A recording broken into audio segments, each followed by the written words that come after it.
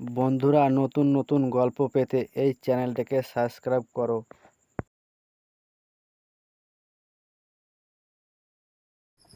আরে এই কপিটা কিন্তু হেভি বানাচ্ছ আজকে। কি দিয়ে বানালে এমন কপি? আরে তুমি খাবে না? আমি তো একাই খাচ্ছি। আজকে ঠিক আছে, বেশি কথা বলবো না, আমাকে আবার বেরোতে হবে কাজে। তোমার ঘরের কাজ সব শেষ হয়ে গেছে রান্না করা? তো যাও তুমি। এখন তাহলে আসি আমি।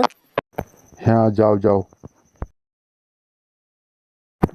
হ্যালো, এখন কোথায় আছো তোমরা?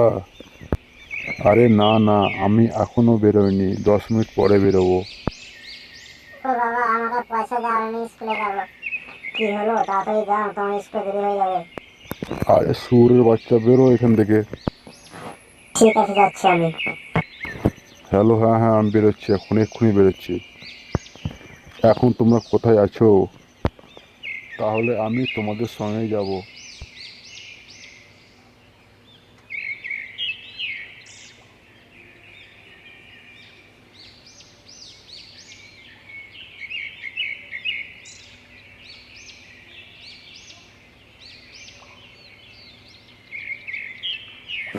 বলছিলাম কি, স্কুলে যাবো, পয়সা দাও, অনেক দেরি হয়ে গেল।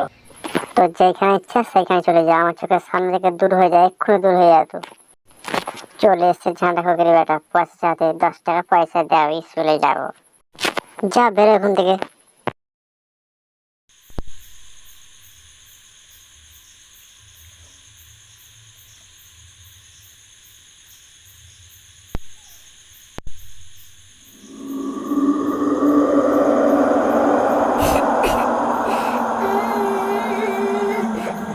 আরে পড়ে তুই কাঁদছিস কেন? আমার ঘর কি হয়েছে তো?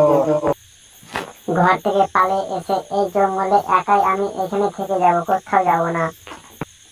তবে যাই বা হয়ে যাক না কেন, আমার ঘরে সবাই আমাকে বকাবকি করে। আরে চ, আমি দেখছি কে তোকে বকাবকি করছে। আমার ঘাড় মটকে রক্ত খাবো।